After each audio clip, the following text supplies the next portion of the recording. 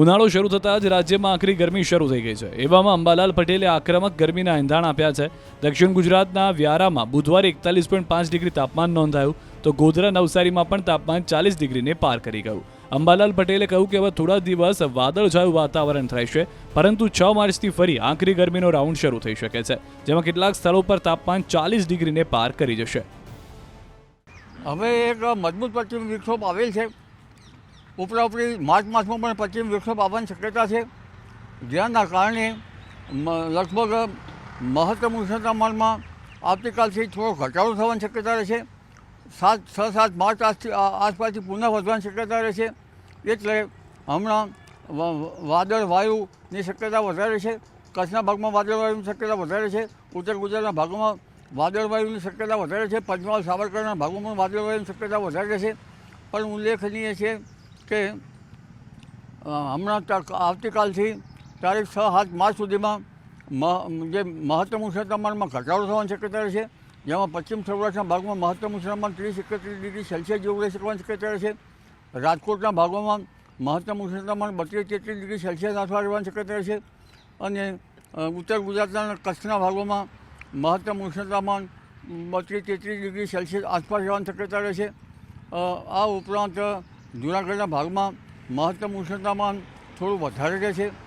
અને ગુજરાતના અન્ય ભાગોમાં વડોદરા વગેરે મધ્ય ગુજરાતના ભાગોમાં મહત્તમ ઉષ્ણતામાન લગભગ 33-34 ડિગ્રી સેલ્સિયસ આસપાસ રહેવાની શક્યતા રહેશે।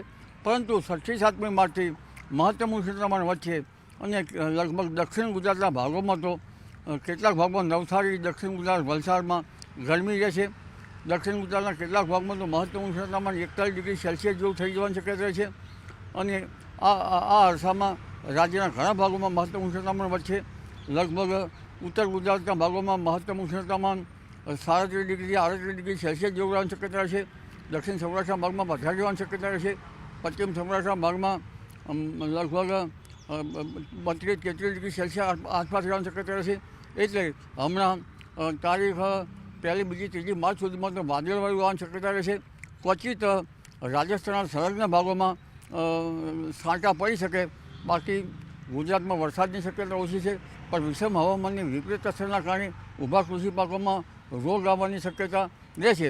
પરંતુ આ વાદળછાયું વાતાવરણ છે કેટલા દિવસ રહેશે અને શા કારણે વાદળછાયું વાતાવરણ છે તે બનશે? આ એક પશ્ચિમી વિક્ષોભ આવે છે અને જેના કારણે અરબ સાગરનો ભેજ લગભગ ઉપલા લેવલના વાદળો અરબ સાગરના ભેજથી થઈ રહ્યા છે। બંગાળ ઉપસાગર માર્ચની લગભગ માર્ચના ચોથા સપ્તાહથી તેમાં લો પ્રેશર બનવાની શક્યતા રહેશે। અને હાલ તો બંગાળ ઉપસાગરમાં લગભગ લંકાની આસપાસ જે સાયક્લોનિક સર્ક્યુલેશન છે તેના આવતા વાર લાગશે, પણ બંગાળ ઉપસાગરનો ભેજ ઓછો હોવાની શક્યતા રહેશે। અરબ સાગરના ભેજના કારણે હજુ માર્ચમાં પણ ઘણા પલટા આવશે। આ હવામાન જે છે હમણાં લગભગ 2-3 માર્ચ સુધી તો રહેશે। પુનઃ 4 માર્ચથી બીજો પશ્ચિમ વિક્ષોભ આવશે, એટલે 4થી 10 માર્ચમાં પણ હવામાનમાં પલટા આવશે અને વાદળવાયુ આવવાની શક્યતા રહેશે। પરંતુ આ વાદળવાયુના કારણે ઊભા કૃષિ પાકમાં રોગ આવવાની શક્યતા રહેશે। ક્વચિત જ છાંટા પડી શકવાની શક્યતા રહેશે, બાકી ગુજરાતમાં માવઠું થવાની શક્યતા ઘણી ઓછી રહેશે બહુ ભાગોમાં।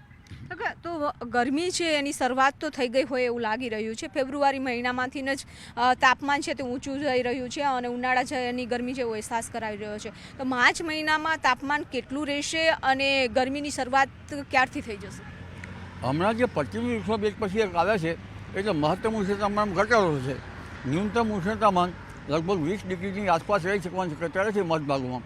પરંતુ 7 માર્ચથી મહત્તમ ઉષ્ણતામાન વધે અને 10 માર્ચ સુધીમાં તો દક્ષિણ ગુજરાતમાં મહત્તમ ઉષ્ણતામાન 41 ડિગ્રી સેલ્સિયસ આસપાસ રહેવાની શક્યતા છે। કેટલાક ભાગમાં તેથી પણ વધુ રહેવાની શક્યતા છે। એટલે ઉત્તર ગુજરાતના ભાગમાં 37 ડિગ્રીથી માંડીને 39 ડિગ્રી સેલ્સિયસ, જૂનાગઢના ભાગોમાં પણ લગભગ 37-38 ડિગ્રી સેલ્સિયસ આસપાસ રહેવાની શક્યતા રહેશે। કચ્છના ભાગોમાં પણ લગભગ મહત્તમ ઉષ્ણતામાન 37-38 ડિગ્રી સેલ્સિયસ આસપાસ રહેવાની શક્યતા રહેશે। પણ કચ્છમાં પવનનું જોર વધશે। મહેસાણા વગેરે ઉત્તર ગુજરાતના ભાગોમાં મહેસાણા વગેરે ભાગોમાં સાબરકાંઠા વગેરે ભાગોમાં પવનનું જોર વધશે। એટલે હમણાં એક પછી પશ્ચિમ વિક્ષોભ આવતા જતાં પવનનું જોર વધશે અને આવું વિષમ હવામાન લગભગ ઘણા દિવસ સુધી રહેવાની શક્યતા રહેતા આંબા જેવા પાકો અને બાગાયતી પાકો પર તેની અસર થવાની શક્યતા રહે છે. જો કે અન્ય પાકો તો હવે નિગલ અવસ્થામાં આવી ગયા છે એટલે તેની અસર ઓછી થશે. પરંતુ હમણાં જે ગરમીમાં એટલી બધી 40-41 સેલ્સિયસ જેટલી ગરમી નથી, જેના કારણે દિવેલાના પાકમાં કંઈ કશે સારું રહી શકે. અને માર્ચ મહિનામાં માવઠું થવાની શક્યતાઓ રહેશે. માર્ચ માસમાં પશ્ચિમી વિક્ષોભ જે છે ઉપલા લેવલના આવી રહ્યા છે. હાલમાં પણ લગભગ ઉપલા લેવલના આવ્યા છે.